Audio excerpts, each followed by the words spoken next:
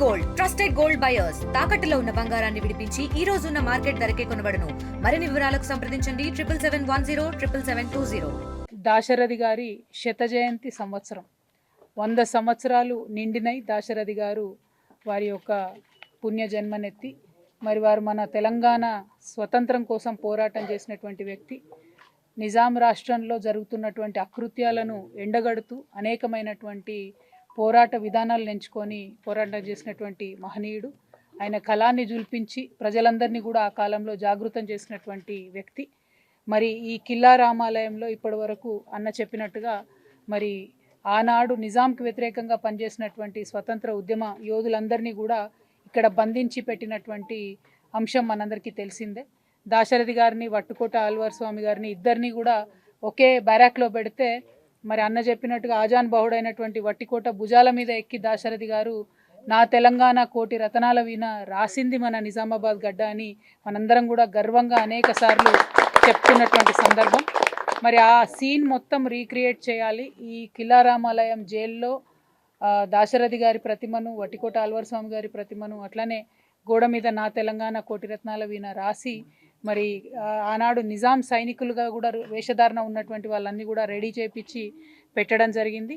అట్లానే దాశరథి గారి విగ్రహాన్ని కూడా మరి ఇక్కడ ఈ మధ్యలో ఉన్నటువంటి మండపంలో పెట్టి ఈ ప్రాంగణం అంతా కూడా నిజామాబాద్ జిల్లాలో ఉండేటటువంటి కవిమిత్రులకు, రచయితలకు అట్లానే తెలంగాణ ఉద్యమకారులందరికీ కూడా ఇది ఒక మంచి స్థానం కావాలి, ఇక్కడ నుంచి చైతన్యం పుట్టాలనేటటువంటి సదుద్దేశంతో కేసీఆర్ గారి ప్రభుత్వం ఉన్నటువంటి సందర్భంలో ఇక్కడ డెవలప్మెంట్ కార్యక్రమాలని చేపట్టడం జరిగింది.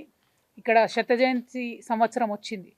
నిజానికి ఇప్పుడున్నటువంటి ప్రభుత్వం దాశరథి గారి శత జయంతి ఉత్సవాలను చాలా పెద్ద ఎత్తున నిర్వహించాల్సి ఉండే. మేము గత కొన్ని నెలలుగా గుర్తు చేస్తున్నాం ప్రభుత్వానికి. కౌన్సిల్లో కూడా ఎమ్మెల్సీగా నేను చాలాసార్లు మాట్లాడాను. దాశరథి గారు చాలా గొప్ప వ్యక్తి. మన తెలంగాణ యొక్క వారసత్వ సంపద దాశరథి గారు. వారిని వదిలేయొద్దు. వారు చేసుకున్నటువంటి, వారు రాసినటువంటి అనేకమైనటువంటి రచనలను గుర్తు చేసుకోవాల్సినటువంటి సందర్భం, వారి పోరాట స్ఫూర్తి గుర్తు చేసుకోవాల్సినటువంటి సందర్భం అని పదే పదే ప్రభుత్వానికి చెప్పినా కూడా దున్నపోతు మీద వానపడ్డట్లు ఉన్నదే ఈ ప్రభుత్వానికి తప్పితే కనీసం తెలంగాణ సోయి అనేటటువంటిది లేదు అన్న విషయం మరొకసారి స్పష్టంగా రుజువవుతున్నది.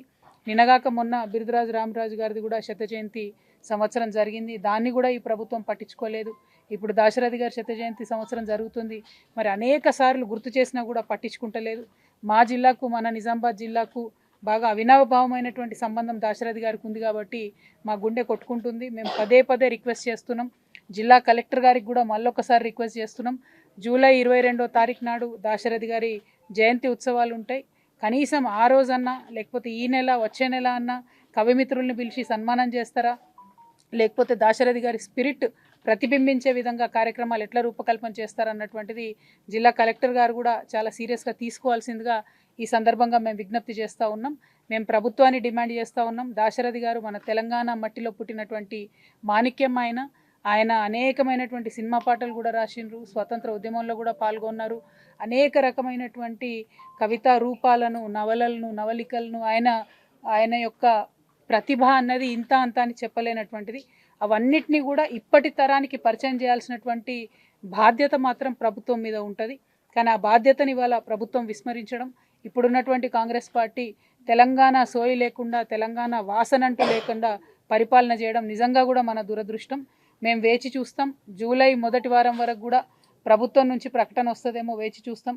ఒకవేళ ప్రభుత్వం నుంచి ఎటువంటి కార్యక్రమాలు చేయకపోతే తెలంగాణ జాగృతి ఆధ్వర్యంలో జూలై 21, 22వ తారీఖు నాడు అత్యంత ఘనంగా ఇదే కిల్లా రామాలయంలో మా నిజామాబాద్ కవిమిత్రులే కాదు తెలంగాణ వ్యాప్తంగా ఉన్నటువంటి రచయితలు, కవులు, ఉద్యమకారులు అందరినీ కూడా పిలుచుకొని పెద్ద ఎత్తున వేలాది మందితోని ఘనంగా దాశరథి గారి శత జయంతి ఉత్సవాలను నిర్వహించేటటువంటి బాధ్యత తెలంగాణ జాగృతి తీసుకుంటుంది.